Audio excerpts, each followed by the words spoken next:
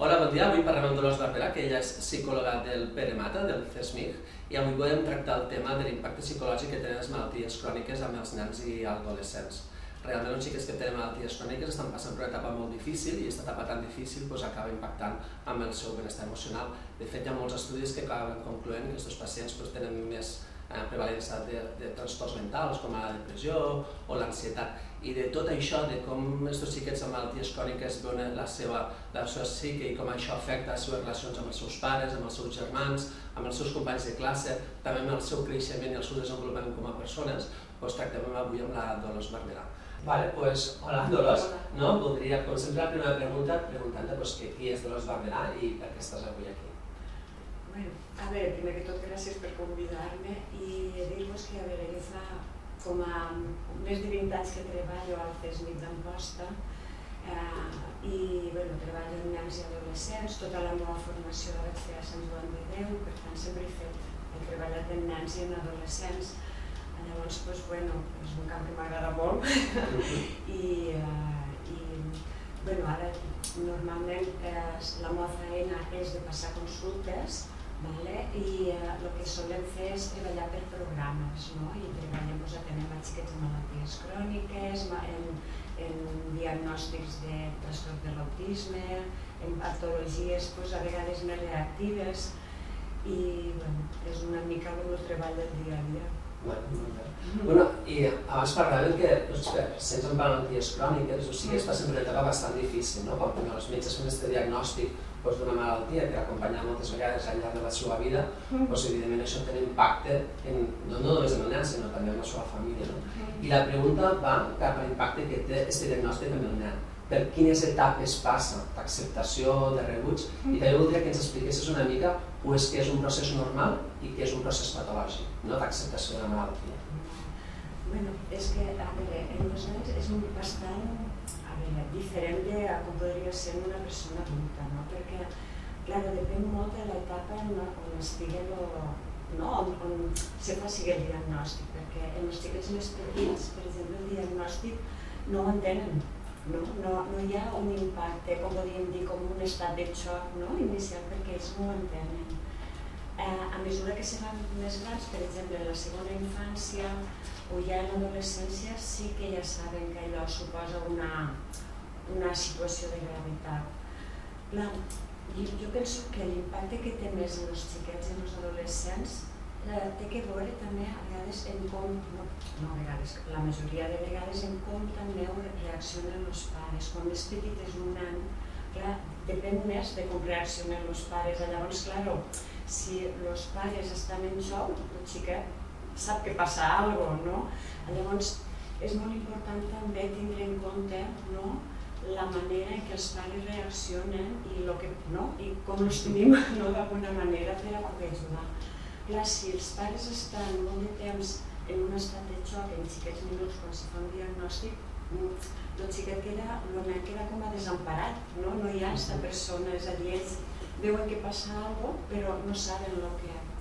Llavors, en els xiquets seria més, en els petits seria aquesta part de com ho viuen més els pares, i en els adolescents és bastant complicat, perquè sí que es queden com a molt enfadats, és a dir, primer solen negar-ho i després s'enfaden bastant. La manera, una manera negativa de com agafar-ho seria, per exemple, en nens més petits que els pares neguen el diagnòstic i entren en tota una espiral de buscar segones, terceres i quartes si convé per a confirmar el diagnòstic i llavors, clar, quan més temps passa el xiquet veu que està passant alguna cosa, està malament, els pares estan malament, se va desorganitzant una mica tota la dinàmica familiar. I una manera bona seria aquells pares que reaccionen ràpid i poden afrontar ja i saber el que han de fer. En els adolescents no depenen tant efectivament dels pares, però clar, necessitem uns pares que estiguen al costat donant un suport. Llavors, clar, han d'aguantar tota la ràbia, el malestar de l'adolescent. Llavors, manera bona d'evolucionar seria que són pares que estan i intenten com a situar en seguida a l'adolescent i ja després que entren en una mica queixar-se del mal humor, de l'enfado, de que no fan les coses que toquen, seria una mala evolució, no? Llavors, clar, quan més temps passa, no és tan mala evolució, més se van desorganitzant la dinàmica, més se va desorganitzant el nen o l'adolescent, llavors sí que podem trobar trastorns ja més d'ansietat, apareixen també trastorns depressius, però que ben bé no són com una depressió com entenem els adults, sinó que està poca ganes de fer coses, la desmotivació, seria una mica estar a l'evolució. Una cosa molt interessant, que és que aquest procés d'acceptació, que pot ser una acceptació ben estructurada, una acceptació que porta cap a un rebuig de la malaltia o buscar malalties, teràpies alternatives, que és molt important la búsqueda d'informació. Jo crec que han d'entendre molt bé els professionals que és normal i és una etapa més, que davant d'un diagnòstic important, que és una malaltia crònica, que aquella família o aquell adolescent busquen una segona opinió i que des del sistema això se'ls ha de facilitar, perquè si no es faciliten des del sistema se la buscaran ells, i aquí quan se la busquen ells hi ha el risc que caiguin en teràpies alternatives i que rebutgen tractaments que estan realment validats i que proven tractaments que no tenen cap tipus d'evidència. Això ve, per exemple, salvant les distàncies, per exemple, amb l'autisme, que fan teràpies molt bizarres o dietes molt rares, perquè quan no se'ls facilita que maduren correctament la informació i aquesta segona opinió, les famílies sí les busquen. I tens molta raó que és importantíssim tindre en compte la família. I hi ha famílies que són molt resilients i famílies que ja de base són més distòxiques i quan es coneix el diagnòstic és la gota que acaba de besar el vas i que els pares moltes vegades se senten desbordats. Quan tens davant aquesta família que diu que et ve a la consulta, mira quina mala sort perquè m'ha tocat a mi, patatim, patapam, i és normal, la ira i la injustícia, què els dius als pares? Quins consells pots donar als pares perquè intenten vehiculitzar tot aquest sentiment d'una manera constructiva i que cap al final sigui l'acceptació de la malaltia i dir, mira, això és el que hi ha i amb el que tinguem intentarem viure el millor possible. No és el final del món, hi ha molta gent, per sort, i les associacions que t'expliquen que hi ha xiquets en aquestes condicions i aquelles famílies que xiquets tenen endavant. Tu, evidentment, quan ho dius això i algú està com en dol i en negació, és molt difícil que sigui permeable. Jo com a psicòloga, això com ho manegues, aquesta conversa difícil? És una conversa bastant difícil, perquè depèn molt dels pares.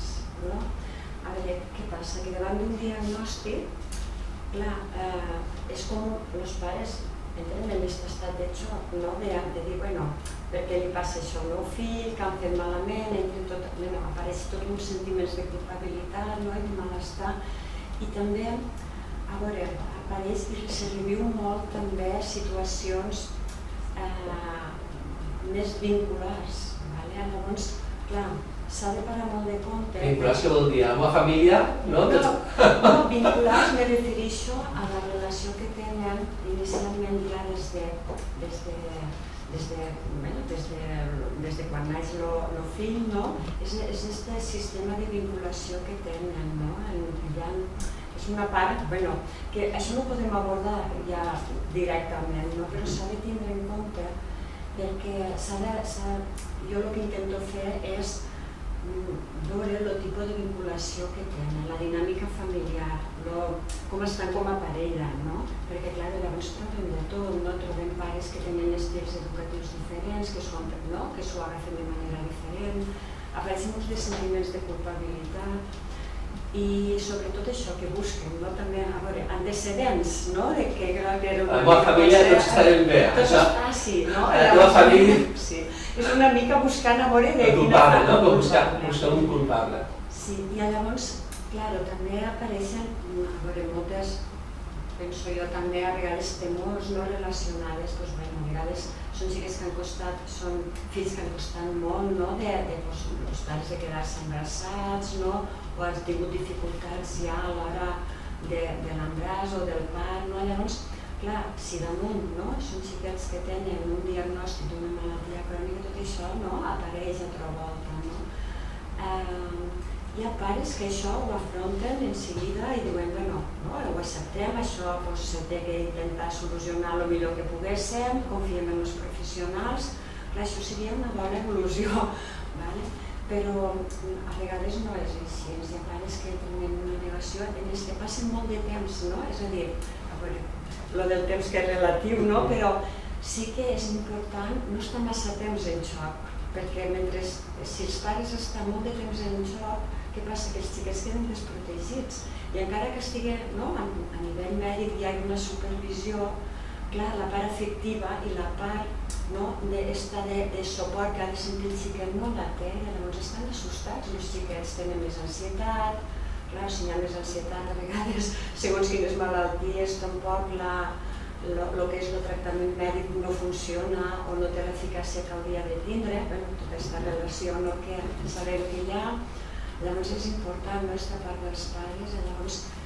jo intento sempre, quan són petites els xiquets, sempre me quedo en ells i faig este treball també en ells una mica a través del joc, a través de dibuixos, una mica per a treballar aquesta part d'acceptació, que és una diferència més d'algo que passa i que els pares l'ajuden, que els metges l'ajuden, i després sempre també intento que els pares després estiguin una segona part de la sessió i intentant fer aquesta part de normalitzar-ho i de viure d'una manera no més acceptable.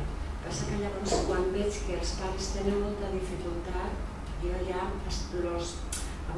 ja dono cites a part i intento parlar amb ells a part, perquè tota la visió negativa i aquesta visió que tenen del xiquet com a deteriorat, que no és aquest xiquet ideal, el fill ideal que jo voldria tindre, que és un fill que, mira, ara té com una tara, a vegades això està al pensament dels pares. Sí, jo recordo un llibre que m'han regalat de resident que es deia, els pediatres, el pacient és la família, i és un títol molt ben trobat, perquè els que ens dediquem a la salut infantil moltes vegades tenim claríssim que el que està malalt és la dinàmica familiar i que el xiquet, depèn de com estigui aquesta dinàmica familiar, l'evolució que farà serà una o una altra.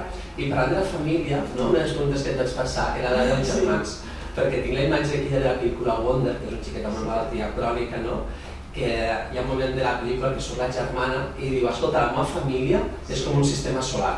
Un germà amb la malaltia crònica està al centre, els meus pares són els planetes que li donen volta i jo sóc aquell cometa que de tant en tant passa per allí. T'estava dient que una mica se sent com apartada del nucli familiar perquè els pares estan focats en tota la seva atenció cap al xiquet amb patologia crònica.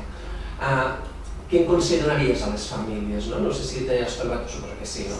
T'hi trobes quan parles d'això, que estem parlant de la constel·lació familiar, què els expliques als pares? Què han de fer amb aquests germans? Se tenen en compte com s'estan sentint aquests germans de pacients amb malalties cròniques? Inicialment, claro, se centra tot, quan se dona un diagnòstic, se centra tot en el que és el diagnòstic del fill. Claro, què passa? Que la majoria de famílies tenen altres fills i estan els germans que inicialment, jo penso que és una situació també com de xoc, en el sentit que canvia la dinàmica familiar temporal. Si només és temporal, penso que els germans també ho accepten bé, vull dir que tampoc no hi ha un problema de que no entendre o no, o que canvi molt la dinàmica. És el sentiment de me sento desplaçat, no? Pot ser?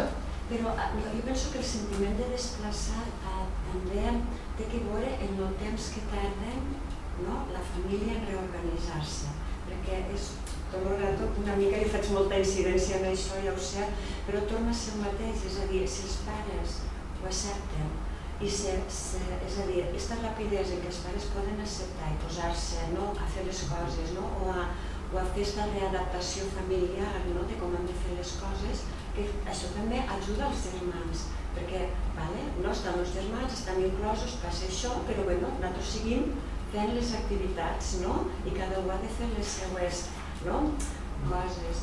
Llavors, això també fa que els germans no se sentin tan desplaçats.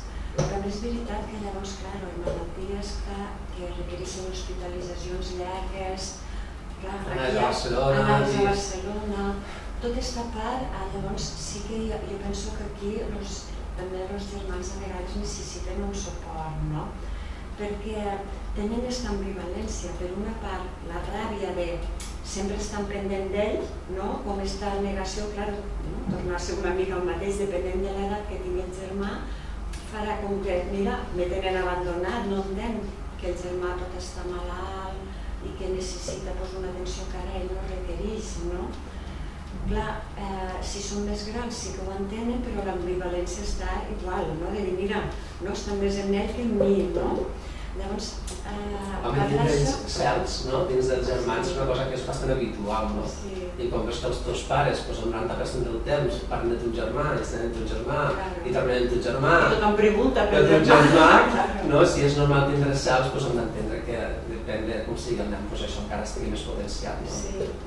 Clar, jo penso que aquí l'important és entendre que això passa i ja està, i també poder-ho tolerar. Perquè, clar, el problema està quan entrem en fer conductes compensatòries, que fan molts de pares és, clar, com estem més en el germà que està malalt, llavors tot el que ens demanen nosaltres, no? O l'altre fill, entrem en sí, ja tot, no? Llavors, per sentir-lo, no? Una part directa així, és que passa que llavors això també no és bo, perquè clar, ja ho veuen nosaltres, dius, ja està. Ara ja és com que s'estableix una dinàmica no dita de que jo exigixo i demano tot perquè ja estan més en el meu germà o en la meva germana.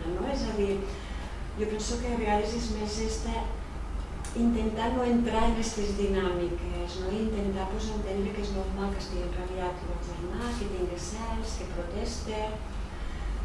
També és important que sempre que s'hi pugui incloure les visites, les sortides, si està hospitalitzat poder també visitar-lo, intentar fer d'una manera el més normalitzat possible. Bueno, que és la família que ha de fer front i aquell germà forma part de la família. Sí. No? Tindre el discurs del natros i no d'ell o tu, del natros d'equip. I això és el que ens costa més als humans, però que al final és el que no resultats.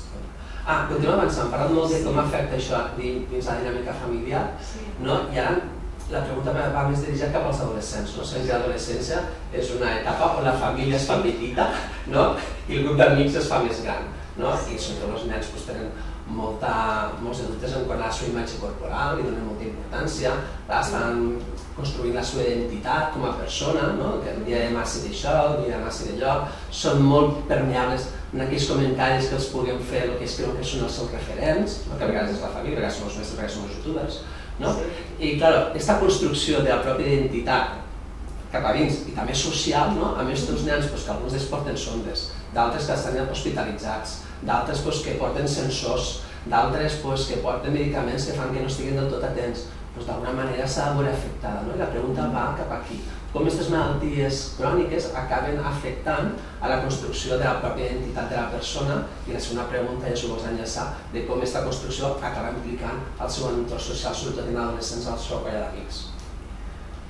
És que clar, l'adolescència és una etapa molt complicada, perquè ja de sí, sense tindre cap patologia, ja és complicada, perquè suposa que és com que és tot com un trencament, que tu deixes tota una part de lo que és este món infantil i entres, clar, en un altre món com a més desconegut. No ets adult i no ets un nen. No ets un nen. D'algunes coses pots decidir com a adult i d'altres depens encara de les decisions dels teus pares i de la teva família.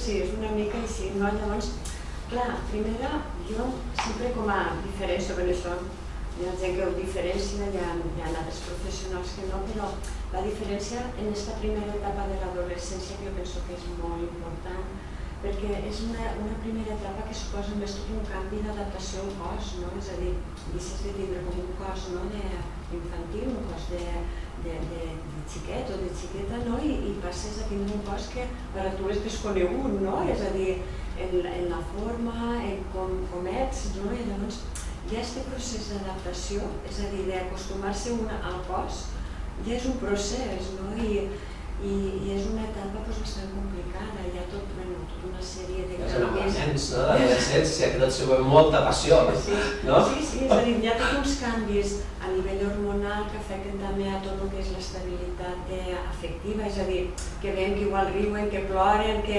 passen del 0 a 100 en no res, no? I tots aquests canvis són canvis normals, vull dir, no és una patologia ni és cap tipus de trastorn, però, clar, tota aquesta variabilitat tan gran durant aquests primers anys de l'adolescència, què passa? Que suposen tot també un estrès, no? D'alguna manera.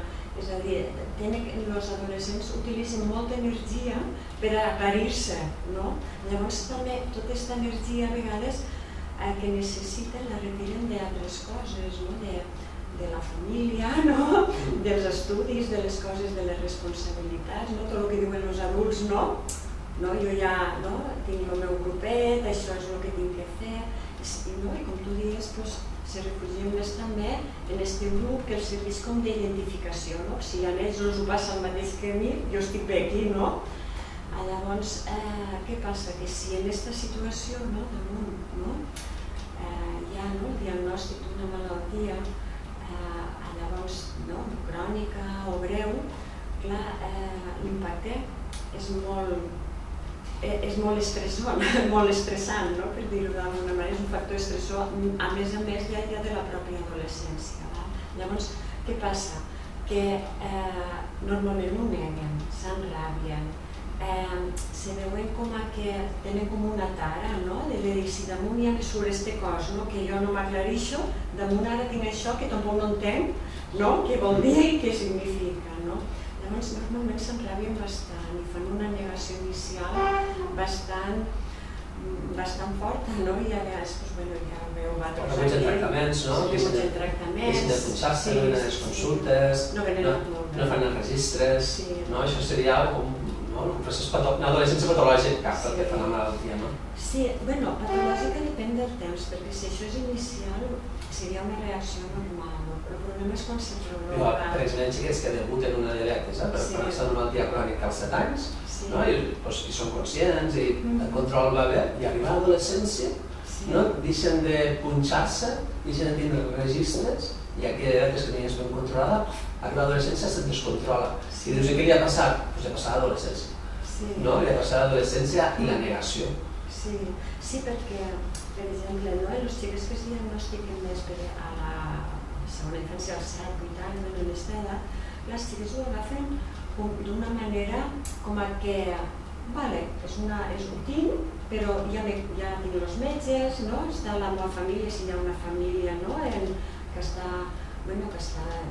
donant tot el suport i ho van acceptant, inclús se posen com a col·laboradors participo, ho faig bé, però sí que és veritat que quan entren entren com en aquesta crisi, igual com entren en aquesta crisi del seu cos, de com soc i tal, també passa el mateix, és a dir, clar, és com això ara, com ho presento jo, els meus amics, estic aquí... Sí, home, per exemple, els celíacs, és típic que tenen com control de la malaltia i arriba a l'adolescència i quan sortim la colleta, doncs menys igual que la colleta, dius, però què t'ha passat, Ramon? Que els anticossos s'han disparat i és l'adolescència, no? Potser també amaguen i els números poden sentir diferents, no? Jo crec que per això és important, jo crec que empoderar-nos i dir, escolta, mira, hi ha gent que és alta, hi ha gent que és rossa, hi ha gent que és més, de diverses maneres, i tu tens aquesta condició, i aquesta condició t'acompanya i no l'has d'amagar, i has de viure acorda amb aquesta condició. Això és un discurs que sempre us ho diem, no canviarem això. Clar, és com acceptar una condició més, però clar, pensa que en aquest moment, depenent de com sigui també l'adolescent, perquè clar, aquí també està llavors el funcionament de l'adolescent. Clar, hi ha un adolescent que això és temporal i un seguida ho recondueixen i diuen, vale, no? Això ho tinc que aprendre, no? Aprendre a dir-ho, a explicar-ho, no passa res, perquè a vegades és més problema del propi adolescent que no del grup, perquè el grup si els ho expliquen, normalment ho accepten i ho entenen, que si t'has de punxar o si t'has de... Ho entenen, però és més un que no es vol veure diferent, l'adolescent no tolera veure's diferent. Llavors, clar, tot el que sigui igual, si portem els mateixos tatus, els mateixos pantalons, ha de ser tot exacte. De fet, hi ha tota una etapa, de la primera etapa de l'adolescència, que pareix que tots siguin mimètics, no? Tots molt semblants, no? Només cal anar a l'institut a la sortida i es veus tots el mateix tallat. El mateix pèl, les mateixes motxilles. Sí, tal qual, Jo que tinc 3 adolescents a casa, tot ho reafirmo. Clar, llavors, què passa? Que després sí que hi ha una segona part de l'adolescència, que seria a partir més 15, 16, 17 anys, està etapa ja més, una mica que ja són més grans, que ja toleren més la individualitat, ja toleren més que, jo soc així i a més ho busquen, per a diferenciar-se del grup, no necessiten anar grups d'estos tan grans que no se solen aclarir mai, ja tenen el grup més reduït d'amics i d'amigues, se solen també reorganitzar més per interessos, ens agrada més aquesta música, ens agrada més fer tal cosa, llavors clar, també ja és més portador, tot el tema de les malalties, també se senten com a més compresos. I en aquesta línia, nosaltres ens agradem de les associacions que a l'estiu fan un munt de colònies, fan colònies per a xiquets diabètics, colònies per a xiquets amb malaltia crònica intestinal, colònies per a xiquets amb cardiopaties, i ens ven les entitats a la consulta i diuen, escolta, podries promocionar aquestes colònies? Tu creus que el que estàs dient, de la col·lectivitat i així, és positiu que els nens amb malalties cròniques assistisquen a aquestes colònies on hi ha 30, 40, 50 xiquets en aquestes condicions? A veure, jo penso que depèn molt del xiquet, és a dir, penso que quan són petitets, quan més minuts són, va millor. En adolescents jo penso que se'ls ha de preguntar, se'ls ha de veure si un se sentirà més còmode o no, perquè depèn molt, hi ha que ho viuen molt malament. Jo penso moltes vegades que a vegades és a veure qui està més, una competició al revés, a veure qui té més mal control, a veure a qui no pren més vegades, i per això tinc aquesta ambivalència, però sí que és una eina que de les entitats, de les associacions de malalts, de les famílies, que fiquen a disposició dels seus associats, i és per això que et volia preguntar una mica què en penses i com estàs dient que individualitzar, Sí, jo penso que és molt la part individual, sí, perquè és el que és segons el funcionament del pacient ja veus que allò serà pitjor, perquè començaran a fer com una competició a veure de qui està més malament, o inclús a vegades, clar, com són els adolescents mateix, acaben copiant totes aquelles conductes a vegades que no volem que copien, a vegades depenent en quin moment està també el pacient per poder fer. Jo penso que fer unes colònies seria si un adolescent està estable i té un bon funcionament, és una cosa molt bona i molt sana. Clar, si no està estable no és molt bona idea. I en els més petits, jo penso que està molt bé, encara que sigui provar-ho per petits, com a períodes o a dies, per qüestió de l'autonomia i per també per treballar amb els pares l'autonomia. Que ells se pugui empoderar de la seva malaltia crònica i que sigui capaç de gestionar-la. Sí, però clar, torna a ser el mateix. A veure, hi ha pares que això ho podem parlar i dir, mira, podem provar uns dies que vagi, que ho pugui fer tot sol, i que vegin els pares que ho pot fer, perquè l'objectiu també dels pares és que afavorir l'autonomia en els fills, que ells no tinguin el control i que se puguin, en el cas dels diabètics, punxar, en els altres, si tenen que prendre medicació. Això també ens ajuda perquè els pares també agafin aquesta confiança i aquesta tranquil·litat de que és un espai que si no estic jo, ell té aquesta autonomia, però si no s'aclareix hi ha persones que el poden ajudar.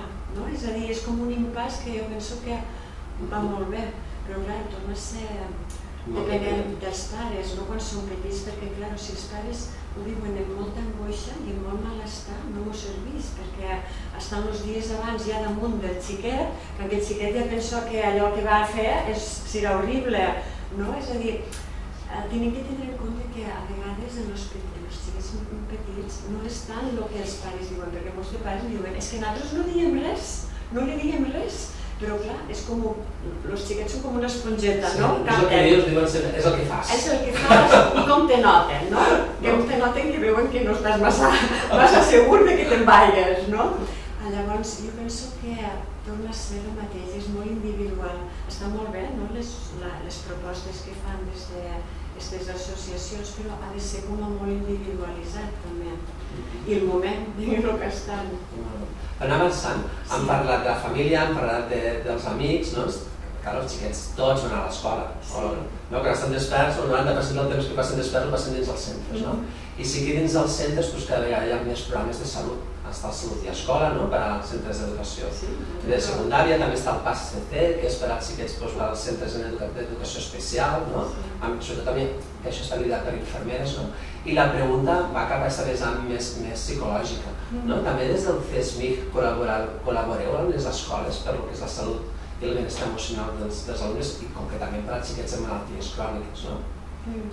A veure, nosaltres el que fem, jo estic dins del programa de Salut i Escola, soc la referent del CESMIC, llavors les infermeres de tota la zona del Montsià són les que me coordino quan hi ha algunes situacions d'alumnes als instituts, a vegades per consultes o inclús a vegades per tindre'ls que derivar. Però en l'escola no ho fem a través de pediatria, si necessiten els pediatres a través del programa de primària, que van els psicòlegs que es desplacen als CAPs, però no està, el programa de Salut i Escola només és de secundària. Llavors, quan és tot el que és l'època escolar, l'etapa escolar és a través de primària. I què demanaries a la comunitat educativa? Perquè a la consulta no és un diagnòstic de l'al·lèrgia alimentària. Quan fas l'informe de l'al·lèrgia alimentària, té la mare superenfadada, perquè el 90% de les vegades són les mares que consulten, diu, escolta, mira, el que fan amb un fill és com té molta temor, és ficar-lo a banda i que mengi separat dels altres. Clar, això no és el que pensen que ha de ser una escola inclusiva. Quin consell donaries a la comunitat educativa perquè faci una escola més inclusiva, sobretot en aquests nens que han de menjar diferent, han de tenir uns horaris per poder-se punxar, han d'entendre que, per exemple, un xiquet amb malaltia inflamatòria intestinal s'ha d'aixecar en classe per anar al lavabo perquè no pot aguantar més. Quin consell donaries als mestres perquè això sigui més inclusiu? A veure, la veritat és que jo penso que, mira, a lo que és la secundària, tot això, jo penso que com estan les infermeres, sempre que hi ha alguna situació així d'algun pacient que ho diuen, jo tinc pacients a la consulta que em diuen és que jo no vull anar a classe perquè sé que no puc sortir al lavabo, en el cas que tenen malalties colitis inflamatòries. Sí, tot és. Llavors, en tot aquest tipus de... Què passa? Jo penso que no és tant, és a dir, la informació que se pugui donar, per exemple, les infermeres, que pugui donar la informació als professors o que nosaltres parléssim de què s'ha de fer en aquests casos. A vegades depèn molt també del professional que està donant la classe. Llavors, jo penso que és important aquesta comunicació directa i la comunicació directa està en els instituts des de l'infermera. Jo demano molt a les infermeres a vegades que parlen amb els professors i que expliquen que aquell noi o aquella noia haurà de sortir totes les vegades que faci falta per anar al lavabo o que una necessita punxar-se de sortir. O que hi ha dies que no podran anar a classe. O que no podran anar a classe. I que no és justificants, els informes constants, dius, la malaltia de sempre que un brot. Sí. Facilitar-ho. Això a vegades és difícil, depenent d'entendre, perquè ho agafen com que ho estàs aprofitant d'això i llavors has de trobar aquest punt de quan també l'adolescent, que també s'ha de tindre en compte que hi ha que ho aprofiten, vull dir, trobar aquest ajustat. Sí, per això, que també que els professors, ho dic que a vegades també dubten, però també motius, perquè a vegades també ho allarguen bastant. A veure, jo penso que és molt important, més que tot aquest tipus de formacions que es fan generals, que també ara se solen fer xerrades a nivell de classe, de malalties, i a l'institut, tant a l'institut com als col·legis, jo penso que és més que els adults ho sàpiguen el que han de fer. És a dir, és que és molt important la figura de l'adult.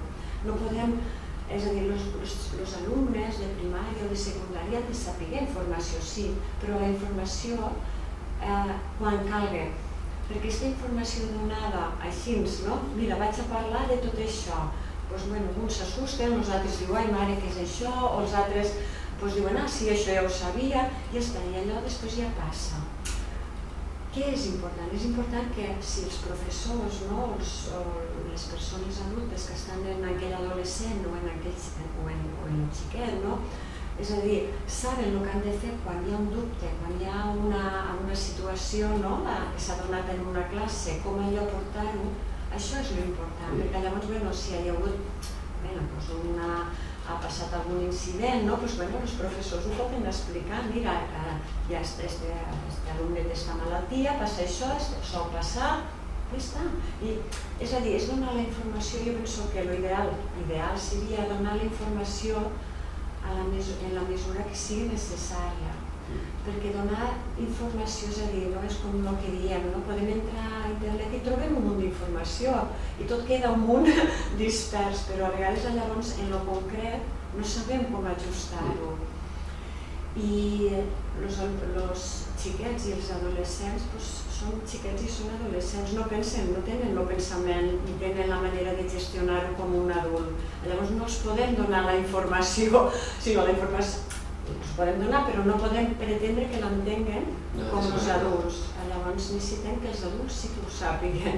L'educació en salut, que és una de les assignatures que tenim pendents del sistema educatiu, igual que els economistes diuen que no hi ha educació en econòmiques, però sí que seria interessant perquè al llarg de la nostra vida, o nosaltres o algú del nostre entorn cobra malalt, i com gestionar la malaltia és una cosa que hauríem d'aprendre ja des de petitets. I sí que es fan molts de tallers, sí que està el programa Salut i Escola, però com a assignatura d'explicar què és una persona malalta i què comporta la malaltia, això jo trobo que podríem com a societat replantejar-nos-ho i apropar-ho també a l'escola, com a assignatura. I parlant d'això de les persones malaltes, no hem fet una mirada cap a fora del pacient complet. Ara aquesta mirada més cap endins, sí que ho has anat apuntant al llarg de tota la xerrada, de quins efectes té aquesta malaltia crònica en el benestar emocional, però la pregunta és directa, com impacta psicològicament les malalties cròniques amb els nens? Quins són els símptomes a nivell psicològic que poden presentar? I aquests símptomes, després, quina repercussió tenen amb el maneig de la seva malaltia orgànica? A veure, com ja hem parlat abans, és depenent també del temps, des del diagnòstic fins que la família, el nen o l'adolescent se reorganitzen, és a dir, aquest temps jo penso que és molt important.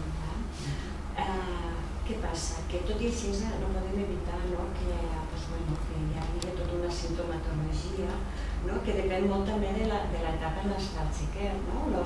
Si el nen és petit, la sintomatologia a vegades que podem trobar és més que estan com més apagats, més tristos, no volen jugar, estan com sempre més damunt dels pares, és a dir, que és com una clínica més depressiva, que no és, si deixo bastant que no és una depressió com en els adults, però sí que en els xiquets, quan més petitets són, sí que es veu més tota aquesta part, més d'apatia, més de... solen somatitzar bastant, de queixes somàtiques, si la panxa, no sabem mai localitzar el que els passa.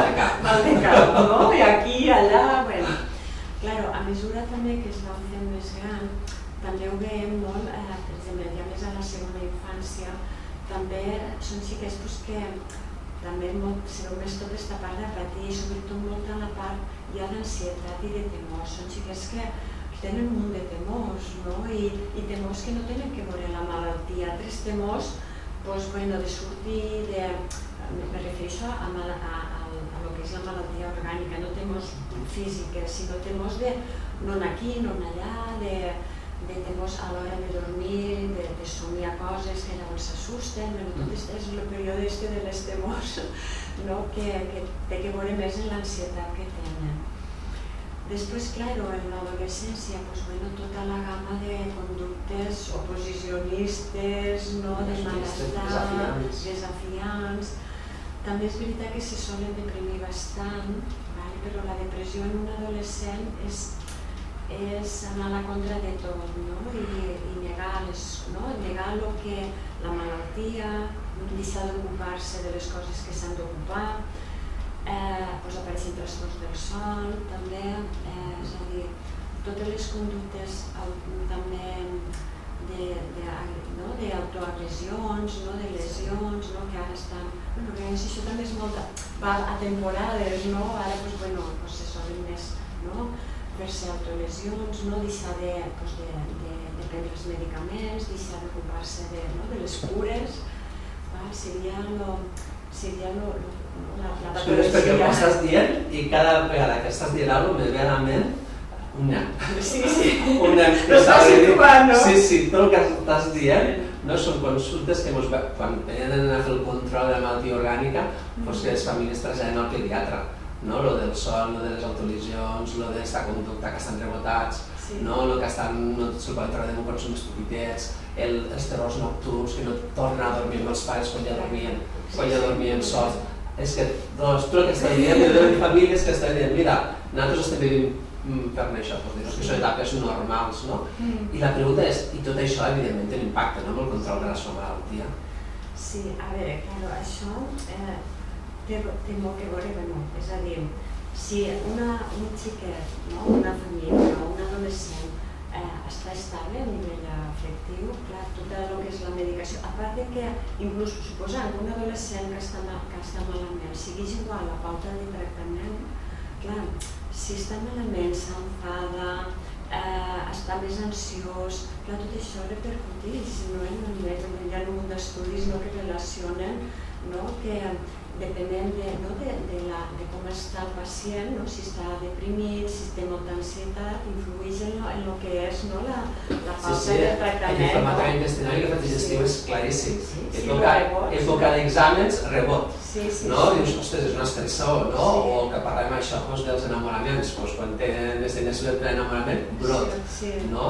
I impacta directíssimament, no? Sí, perquè els factors estressors poden ser negatius però també positius. És el que dius tu, a vegades un estat d'enamorament que també te fa estar, molt alterat, també desestabilitza. Llavors, a veure, jo penso que aquesta relació és bàsica perquè a nivell mèdic tot el que són les pautes de tractament estan molt ben protocol·litzat tot, no? Són corticoides, són corticoides. Sí, tot està molt ben protocol·litzat, està molt bé. El que passa que, clar, si no se té en compte que estem davant d'un xiquet, de l'etapa evolutiva en la que està, de com està la relació, és a dir, la dinàmica familiar, la relació amb els pares, l'adolescent, en quin moment està, el seu tipus de funcionament. Clar, això s'ha de tenir, és bàsic, perquè el que és l'evolució de la malaltia orgànica sigui positiva. Llavors, jo penso que cada vegada més hi ha estudis que això ho relacionen i estan estudiats ja. Inclús, per exemple, està com a molt ja com establert que en malalties inflamatòries intestinals els episodis, és a dir, els episodis depressius o passar temporades fa que hi hagi més mal controls i inclús, per exemple, en diabetis és més els factors estressants que desestabilitzen tota la part, una mica estudis així generals que hi ha. No, i que el dia a dia ho veiem, Sí, ho veiem. Llavors, dic estos dos, però podríem parlar d'altres malalties i té que veure, és a dir, com està, és a dir, tindre una estabilitat, és a dir, que el pacient estigui sabent el que es va fer, és a dir, què ha de fer, com ho ha de fer, com se sent, a qui pot acudir si se sent malament. Tot aquesta part jo penso que és molt important i sobretot insisteixo molt que penso que és molt important el temps, este primer temps, des del diagnòstic fins que se reorganitza la família, el pacient, és crucial. I tu creus que nosaltres com a sistema de salut i sistema també el Peremata, estem donant una resposta òptima? O podríem donar una volta, no? Perquè estem coincidint que des de la part mèdica ho veiem imprescindible, des de la part psicològica també, i que sí que existeixen plans, però creus que això ho podríem millorar d'alguna manera? A veure, jo penso que el que estem fent, jo penso que estem donant la millor assistència que podem, ¿vale? I sí que és veritat... És molt polite, Sí, vale. I sí que és veritat que des d'aquí, des d'aquí de l'hospital, quan hi ha casos que vosaltres veieu, de xics que ja tenen una mala evolució en el que és la patologia orgànica, sí que es fa la derivació i els atenem al CESMIC. I penso que en molts de casos va molt bé. Què passa? Que també és veritat que en molts de casos és com un factor més retraumatitzant, penso jo, no? Per què? Perquè, per exemple, els adolescents el primer que diuen és, a veure, que jo no hi he estat prou allí a l'hospital, que ara que haig de vindre aquí, clar, i llavors este treball d'entendre per què estan allí, doncs costa, no? Això en els adolescents costa bastant. I després, en els xiquets, clar, també jo penso que en els petits, a vegades, en els pares, també ho veuen com un suport més, amb el qual també funciona, però hi ha vegades que també ho veuen com una cosa més de dir, buf, no? Ja tinc visites a Tortosa, visites a Barcelona, no? I ara, a més, al Peremata, no? Sí, i damunt, clar, també l'efecte que té, és a dir, ara, és una mica sentir-se qüestionats els pares, venen com una mica, me qüestionaran, com ho estic fent o no, si ho estic fent... Encara el que és que encara hi ha l'estigma, les malalties mentals, potser hem avançat moltíssim, i sobretot després del confinament, que ja s'accepta, però encara les malalties mentals com que encara no s'acaben d'entendre. I s'associen a debilitat, potser, o...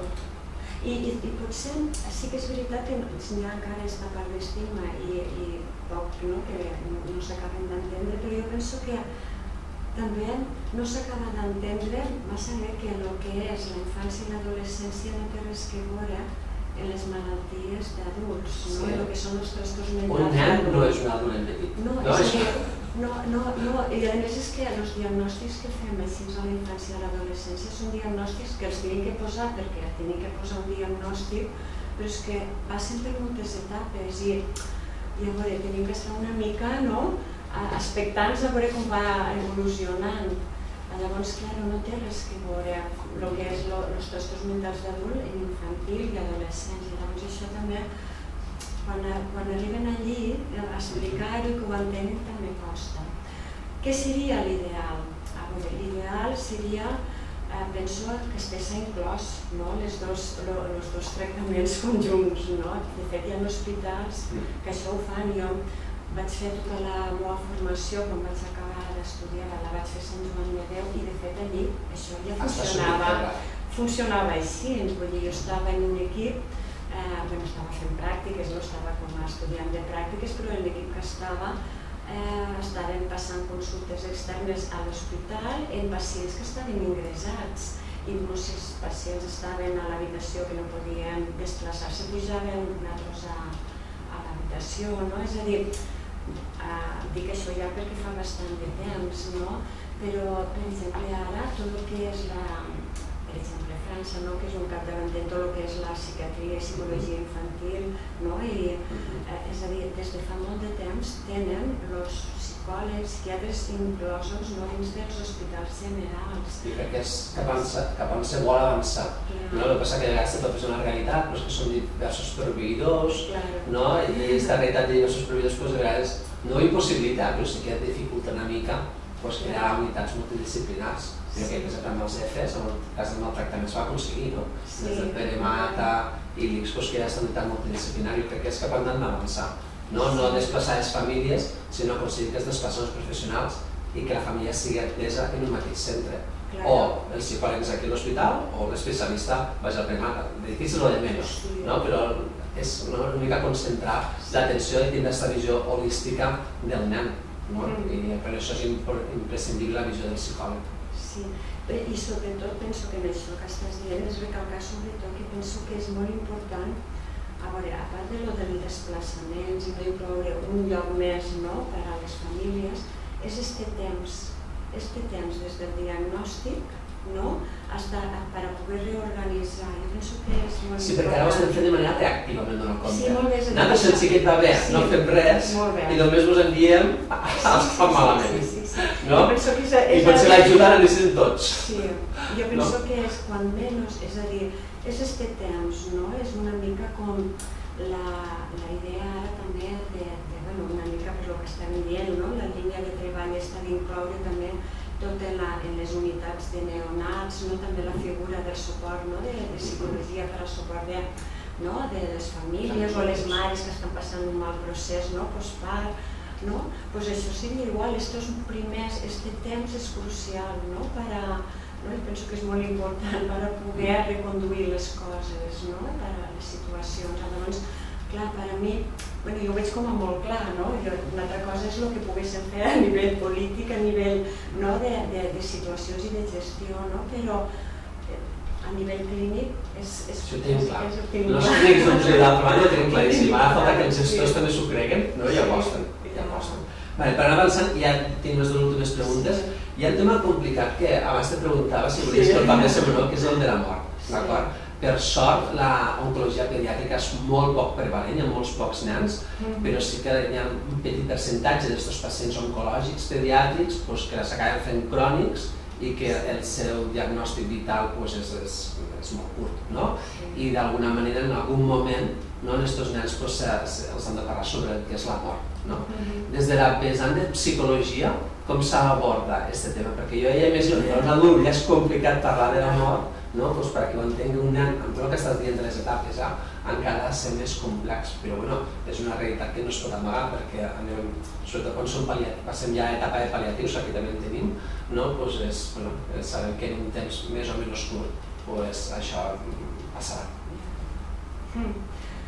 A veure, com dius, clar, el de la mort té que veure també depenent de l'etapa en la que està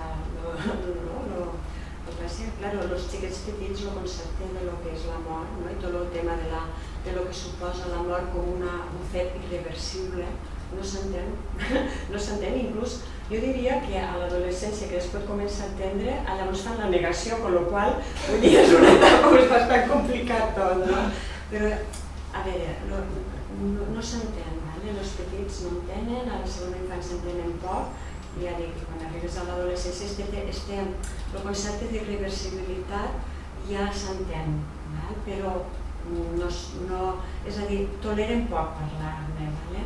Llavors, a veure, jo el que faig és, jo no m'abordo mai el tema de la mort en pacients amb malalties cròniques. Per què? És a dir, només l'abordo si m'ho pregunten, perquè sí que els adolescents fan moltes preguntes, per exemple, els pacients diabètics, com si podré tindre fills, si me moriré, què me passarà, a vegades sí que surten preguntes, però poquetes vegades relacionades amb la mort.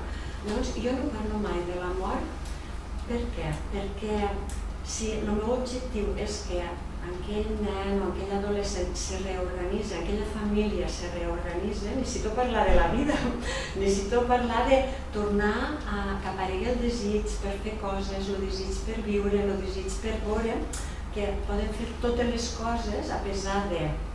Llavors, clar, jo el tema de la mort, a no ser que m'ho pregunten, no l'abordo.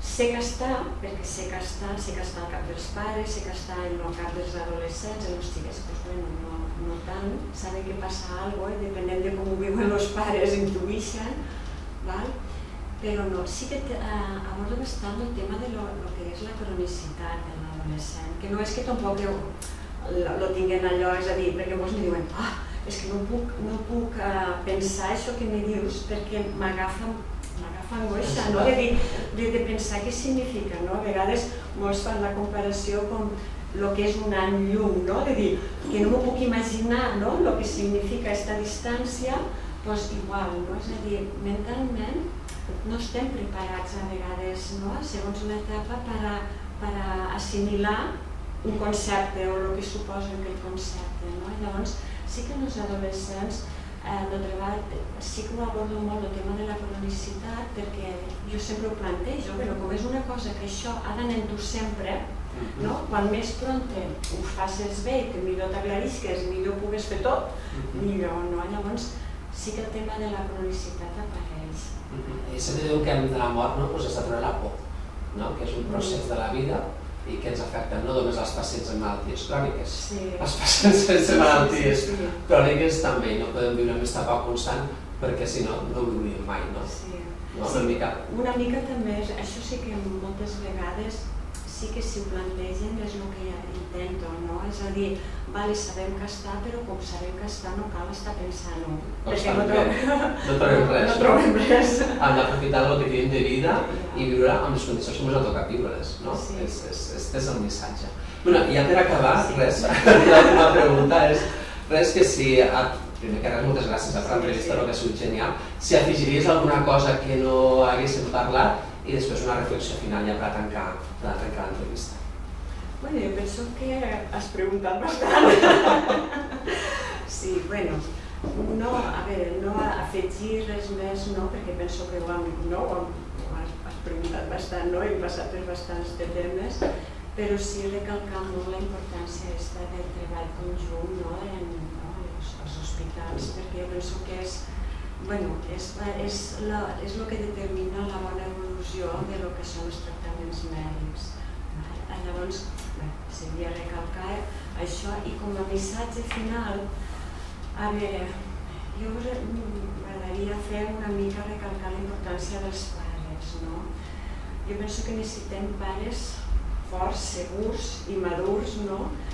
I per estar al costat dels fills, perquè la criança no és només la decisió de tindre un fill, és a dir, els fills no són els fills que nosaltres ens imaginem que volem tindre, com seran, com reaccionaran, si seran bons estudiants, futbolistes, tot.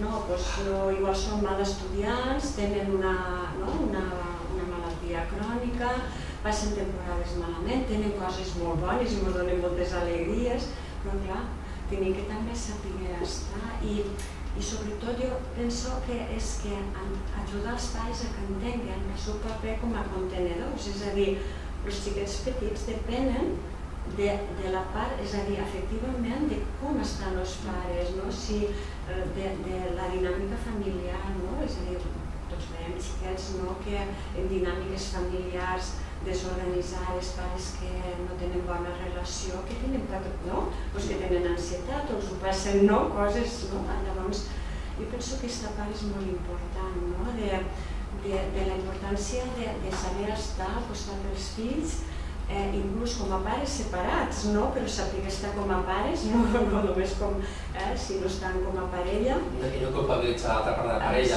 del mal control de la malaltia, que és un clàssic de les consultes. Sí, per això dic que és important tindre pares forts i segurs, independentment, vull dir, si estan separats poden funcionar igual com a pares, no? I aquesta importància que veguen l'important que és ser pare, és a dir, és la funció paterna, que no només acaba quan ja li devem el bolquer o ja deixem de donar-nos el menjar, que és un acompanyament. Quan són petits tenen que estar més i a mesura que se van fent grans el paper com a pares de donar aquesta autonomia i seguretat als fills, que és molt important. Totalment d'acord. Però res, moltíssimes gràcies, Dolors, i res, la gent que s'està escoltant que recorden que el Moodle de l'X-Tron l'examen de la xerrada d'avui. Moltes gràcies. Vale, gràcies a vosaltres.